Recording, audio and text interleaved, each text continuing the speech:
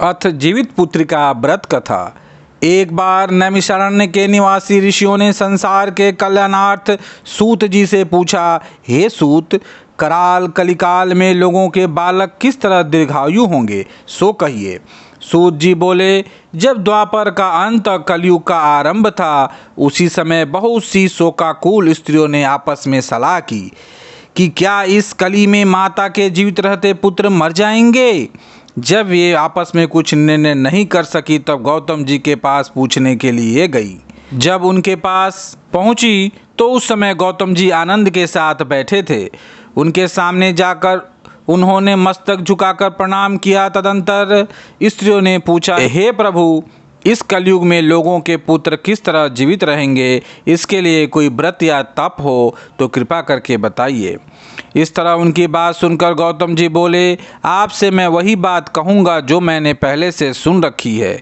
गौतम जी ने कहा, जब महाभारत युद्ध का अंत हो गया और द्रोण पुत्र अश्वत्थामा के द्वारा अपने बेटों को मरा देखकर सब पांडव बड़े दुखी हुए तो पुत्र के शोक से व्याकुल होकर द्रौपदी ने अपने सखियों के साथ ब्राह्मण श्रेष्ठ धौम्य के पास गई और उसने धौम्य से कहा, हे विपेंद्र, कौन सा उपाय करने से बच्चे दीर्घायु हो सकते हैं, कृपा करके ठीक ठीक कहिए।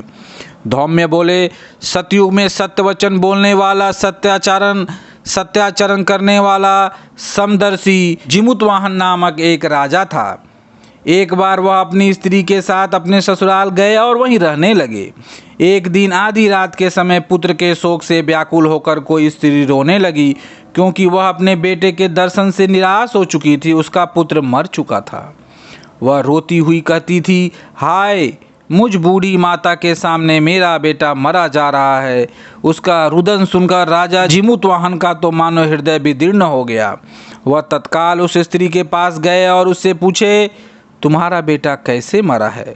बूढ़ी ने कहा, गरुड़ प्रतिदिन आकर गांव के लड़कों को खा जाता है।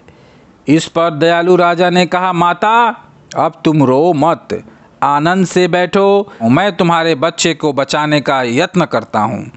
ऐसा कहकर राजा उस स्थान पर गए जहाँ गरुड़ आकर प्रतिदिन मांस खाया करते थे। उसी समय गरुड़ भी उस पर टूट पड़े और राजा के शरीर का मांस खाने लगे। जब अतिशय तेजस्वी गरुड़ ने राजा का बायां अंग खा लिया तो झटपट राजा ने अपना दाहिना अंग फेर कर गरुड़ के सामने कर दिया।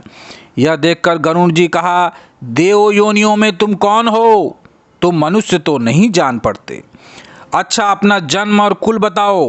पीड़ा से व्याकुल मन वाले राजा ने कहा, हे पक्षीराज, इस प्रकार के प्रश्न करना व्यर्थ है। तुम अपनी इच्छा भर मेरा मांस खाओ। यह सुनकर गरुड़ रुक गए और बड़े आदर से राजा के जन्म और कुल की बात पूछने लगे। राजा ने कहा, मेरी माता का नाम है सैव्या और मेरे पिता का नाम शालिवाहन है। सूर्यवंश में मेरा जन्म हुआ है और जिमुतवाहन मेरा नाम है। राजा की दयालुता देखकर गरुड़ ने कहा, हे महाभाग, तुम्हारे मन में जो अभिलाषा हो वह वर मांगो।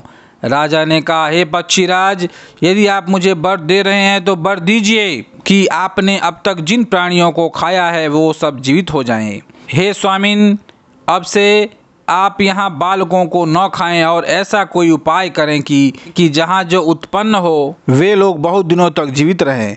धौम्य ने कहा कि पक्षीराज गरुड़ राजा को वरदान देकर स्वयं अमृत के लिए नागलोक चले। वहाँ से अमृत लाकर उन्होंने उन मरे मनुष्य के हड्डियों पर बरसाया।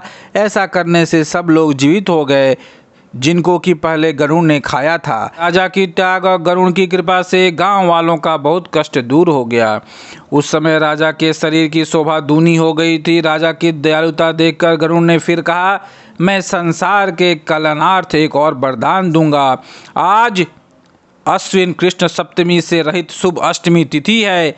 आज ही तुमने यहाँ की प्रजा को जीवन दान दिया है। हे वत्स, अब से यह दिन ब्रह्मा भाव हो गया है। जो मूर्ति वेद से विविध नामों से विख्यात है, वही त्रैलोक्य से पूजित दुर्गा अमृत प्राप्त करने के अर्थ में जीवित पुत्रिका कहलाई है। सो इस तिथि को जो स्त्रियां इस जीवित पुत्रिका की और कुश की आकृति बनाकर तुम्हारी पूजा करेंगी तो दिनों दिन उनका सौभाग्य बढ़ेगा और वंश की भी बढ़ती होती रहेगी। हे महाभाग, इस विषय में विचार करने की भी आवश्यकता नहीं है। हे राजन, सप्तमी से रहित और उदया तिथि को अष्टमी को व्रत करें, यानी सप्तमी विद अष्टमी जिस दिन हो उसी दिन व्रत न कर शुद्ध अष्टमी को व्रत करें और नवमी में पारण करें। यदि इस पर ध्यान न दिया गया तो फल नष्ट हो जाएगा और सौभाग्य तो अवश्य नष्ट हो जाएगा। जिमुतवाहन को इस तरह का वरदान देकर गरुड़ बैकुंठ धाम को चले गए और राजा भी अपनी पत्नी के साथ अपने नगर को वापस चले गए। धौम्य द्रौपदी से कहते हैं, हे देवी, मैंने यह अतिशय दुर्लभ व्रत तुमको बताया है।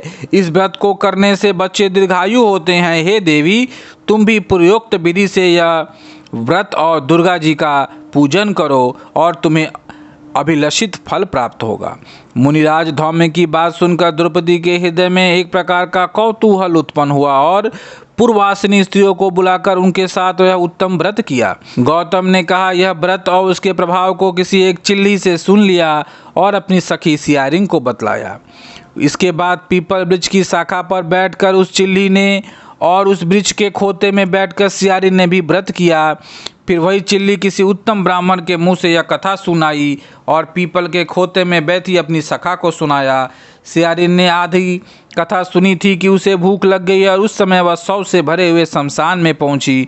वहां उसने इच्छा भर मांस का भोजन किया और चिल्ली बिना कुछ खाए पिए रह गई और सवेरा हो गया। सवेरे वह गौशाले में गई, वहां गौ का दूध पिया। इस तरह नवमी को उसने पारण किया। कुछ दिनों बाद वे दोनों मर गई और अयोध्या में किसी धनी व्यापारी के घर जन्मी। संजोग से उन दोनों का जन्म एक ही घर में हुआ, जिसमें सियारिन ज्येष्ठ हुई और चिल्ली छोटी। ये दोनों सभी शुभ लक्षणों से युक्त थी, इसलिए बड़ी लड़की काशीराज के और छोटी उसकी मंत्री के द्वारा ग्राहपत्य अग्नि के सामने विधिपूर्वक ब्याही गई। पूर्व जन्म के कर्मफल से वह मृगनयनी रानी हुई, जिस किसी भी संतान को उत्पन्न करती वह मर जाती थी। और पूर्व जन्म की बातों को स्मरण करने वाली मंत्री की पत्नी ने अष्टवसुओं के सदृश तेजस्वी 8 बेटे उत्पन्न किए और सभी जीवित रह गए।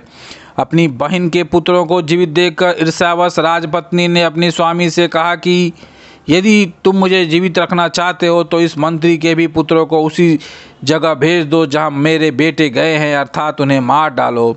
यह सुनकर राजा ने उस मंत्री के पुत्रों को मारने के लिए कई प्रकार के उद्योग किए, पर मंत्री पत्नी ने जीवित पुत्रिका के पुण्य बल से बचा लिया। एक दिन राजा ने अपने आदमियों से उन पुत्रों का सिर कटवाकर पिटारी में रखवाया और वह पिटारी उनकी माता मंत्री पत्नी के पास भेज दिया। किंतु वे 8 सिर बेशकीमती जवाहरात हो गए और भले चंगे वे 8 लड़के अपनी माता पिता के पास वापस चले गए। उनको जीवित देखकर राजपत्नी को बड़ा विस्मय हुआ। अंत में वह मंत्री की पत्नी के पास आई और उसने पूछा, बहन, तुमने कौन सा ऐसा पुण्य किया है जिसे बार बार मारे जाने पर भी तुम्हारे बेटे नहीं मरते? इस पर मंत्री की पत्नी ने कहा, पूर्व जन्म में मैं चिल्ली थी और तुम सियारिन, दोनों ने व्रत किया था। तुमने व्रत के नियमों की भली भांति पालन नहीं किया था और मैंने किया था। इसी दोष से हे बहन तुम्हारे बेटे नहीं जीते हैं। ओ राजरानी, अभी तुम उस जीवित पुत्र का व्रत को करो कि तुम्हारे बेटे दीर्घायु होंगे। मैं तुमसे सच सच कह रही हूँ। उसके कथानुसार रानी ने व्रत किया, तभी से उसके कई बेटे सुंदर और दीर्घायु होकर बड़े बड़े राजा हुए। सूत जी कहते हैं, सब प्रकार का आनंद देने वाला मैंने यह दिव्य व्रत बतलाया। स्त्रियां चिरंजीवी संतान चाहती हैं तो विधि पूर्वक यह व्रत करें। इति श्री जीवित पुत्रिका व्रत कथा समाप्तम। जय जिमुतवाहन भगवान की जय। तो यही तक कथा दोस्तों आज का हमारा वीडियो, और कथा आप लोग सुन लीजिएगा। फिर मिलती हूँ एक नए वीडियो में, तब तक के लिए नमस्कार। और नीचे आरती दिया हुआ है, ओम जय जगदीश हरे, आप लोग आकर पूजा अर्चना कर लीजिएगा। आशा करती हूँ कि इस वीडियो से आप लोग को बहुत अधिक लाभ मिलेगा। तो आप सभी को जितिया व्रत की ढेरों सारी शुभकामनाएं।